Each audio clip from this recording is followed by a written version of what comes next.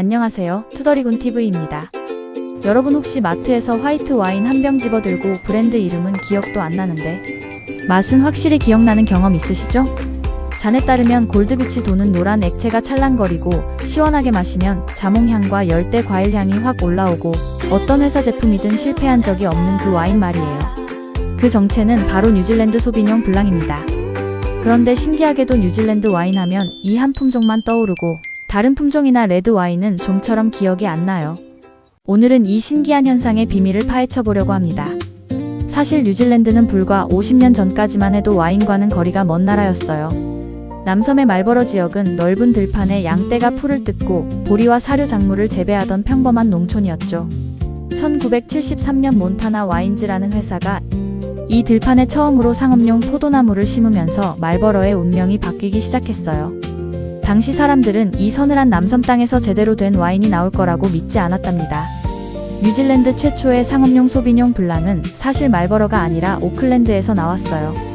1974년 마투아 벨리라는 작은 와이너리가 뉴질랜드 최초로 소비뇽 블랑을 상업 출시했거든요. 그런데 이 품종을 진짜 유명하게 만든 건 몬타나 와인즈가 말버러에서 재배한 소비뇽 블랑이었어요. 1979년 몬타나 와인즈는 말버러산 소비뇽 블랑을 상업 출시했고 이 와인은 곧 뉴질랜드 와인 품평회에서 금메달을 따냈고 1982년에는 영국 시장으로도 수출되기 시작했어요. 아무도 주목하지 않던 남섬 시골 와인이 조용히 세계 무대에 문을 두드리고 있었던 거예요. 그런데 진짜 결정적인 사건은 1985년에 터졌어요. 데이비드 호넨이라는 와인메이커가 말버러 소비뇽 블랑을 처음 맛보고 완전히 반해버렸거든요. 그는 곧장 남섬으로 날아가서 클라우디 베이라는 와이너리를 세웠고 케빈 저드라는 젊은 양조가를 초대 와인메이커로 합류시켰어요. 이 클라우디 베이의 첫 소비뇽 블랑이 국제 와인 매체에서 극찬을 받으면서 몇 년 사이 말버러는 전 세계 소비뇽 블랑의 새로운 기준으로 떠올랐죠. 그런데 재미있는 반전이 하나 있어요. 뉴질랜드 와인의 상징이 된 이 클라우디 베이를 세운 데이비드 호넨은 사실 뉴질랜드 사람이 아니라 호주 사람이었거든요. 뉴질랜드를 대표하는 와인이 호주 사람 손에서 태어난 셈이죠. 클라우디 베이 사건 이후로 말버러의 소비뇽 블랑은 완전히 새로운 스타일로 자리 잡았어요. 프랑스 상세르 지역의 섬세하고 절제된 소비뇽 블랑과는 전혀 다르게 자몽과 패션프루트 같은 트로피컬 과일향이 폭발적으로 터지는 스타일이었죠. 세계 소믈리에들은 이 강렬한 향을 처음 맛보고 충격을 받았고 이후로 말버러 스타일이 소비뇽 블랑의 새로운 국제 기준이 됐어요. 지금도 말버러 지역 포도밭은 대부분 소비뇽 블랑 한 품종으로 채워져 있다고 알려져 있어요. 말버러의 소비뇽 블랑에는 또 하나 숨은 비밀이 있어요. 바로 병뚜껑이에요. 와인이라고 하면 흔히 코르크 마개를 떠올리지만 뉴질랜드 화이트 와인병을 자세히 보면 대부분 돌려서 여는 금속 스크류캡이 달려 있어요. 2001년 말버러의 와인메이커들이 코르크 마개 때문에 와인 맛이 변질되는 문제에 지쳐서 스크류캡 도입을 본격적으로 밀어붙였거든요.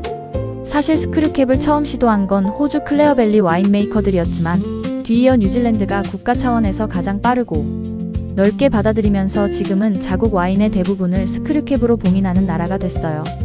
덕분에 뉴질랜드 소비뇽 블랑 특유의 상큼한 자몽향과 풀향이 병 속에서 변질되지 않고 그대로 유지되는 거예요.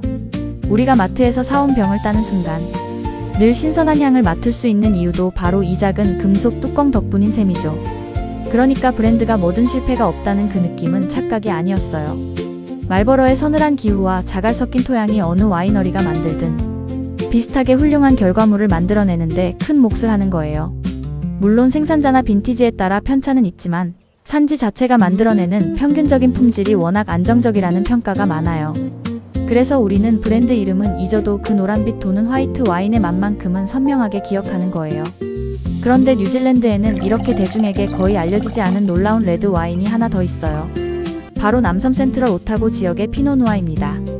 이곳은 세계에서 가장 남쪽에 있는 주요 와인 산지 중 하나예요. 험준한 산맥과 빙하호 사이에 포도밭이 자리 잡고 있는데 1980년대까지만 해도 전문가들은 이렇게 추운 지역에서 포도가 제대로 익을 수 없다고 확신했어요. 앨런 브레이디라는 개척자가 이 척박한 땅에서 포도나무를 심으며 가능성을 증명하기 전까지는 말이죠. 배우 샘 닐도 이곳에 매료돼서 투 패덕스라는 와이너리를 직접 운영하고 있을 정도예요. 지금 센트럴 오타고 피노누아는 국제 와인 대회에서 프랑스 부르고뉴의 피노누아 못지않다는 높은 평가를 받고 있어요. 짙은 체리향과 은은한 허브향이 어우러진 스타일로 전문가들의 사랑을 받고 있죠. 그런데 왜 이렇게 좋은 와인이 대중에게는 낯설까요? 이유는 간단해요. 재배 면적이 좁고 생산량이 워낙 적은 데다가 인건비가 많이 드는 험한 산악 지형이라 가격대도 높은 편이거든요. 그래서 대량으로 수출되는 소비뇽 블랑과 달리 마트 진열대까지 넉넉히 도달하지 못하는 거예요. 한국 마트에서도 이 현상은 비슷하게 나타나요. 이마트나 코스트코에 가보면 킴 크로포드 같은 뉴질랜드 소비뇽 블랑은 손쉽게 찾을 수 있지만 센트럴 오타고 피노누아는 상대적으로 접하기 어려운 편이에요. 한 나라의 와인 산업이 이렇게 품종 하나에 쏠려 있는 경우도 사실 흔치 않은 일이랍니다. 그런데 이 킴 크로포드라는 이름에도 재미있는 반전이 숨어 있어요. 많은 사람들이 킴 크로포드를 여성 와인메이커 이름이라고 짐작하지만 사실 킴은 남자 이름이고 1996년 오클랜드에서 아내와 함께 이 브랜드를 직접 만든 실존 인물이에요. 그런데 정작 이 킴 크로포드 씨는 2003년에 회사를 캐나다 회사에 팔아버렸고 그 회사가 다시 미국의 거대 주류 기업에 인수되면서 지금은 창업자와 아무 관련 없는 대기업이 이 브랜드를 운영하고 있어요. 우리가 마트에서 친근하게 집어드는 그 이름은 이제 한 사람의 와이너리가 아니라 다국적 기업의 상표인 셈이죠. 공교롭게도 뉴질랜드는 2026 북중미 월드컵에서도 비슷한 이야기를 만들었어요. 축구 대표팀 올 화이트는 인구 500만 명이 채 안 되는 작은 나라 대표팀 치고는 2010년 남아공 대회 이후 16년 만에 그것도 통산 3번째로 월드컵 본선 무대에 복귀했어요. 소비뇽 블랑 하나로 전 세계 마트를 사로잡은 뉴질랜드의 이미지와 오랜만에 세계 무대에 다시 선 올 화이트의 모습이 묘하게 닮아 있어요. 오늘은 투더리군 TV와 함께 브랜드는 몰라도 맛은 기억나는 뉴질랜드 소비뇽 블랑의 비밀 그리고 그 뒤에 가려진 센트럴 오타고 피노누아 이야기까지 살펴봤어요. 다음에 마트에서 골드빛 도는 뉴질랜드 화이트 와인을 만나면 오늘 이야기가 떠오르실 것 같네요. 이 이야기가 재미있으셨다면 좋아요와 구독 부탁드려요. 다음에 또 흥미로운 와인 이야기로 찾아올게요.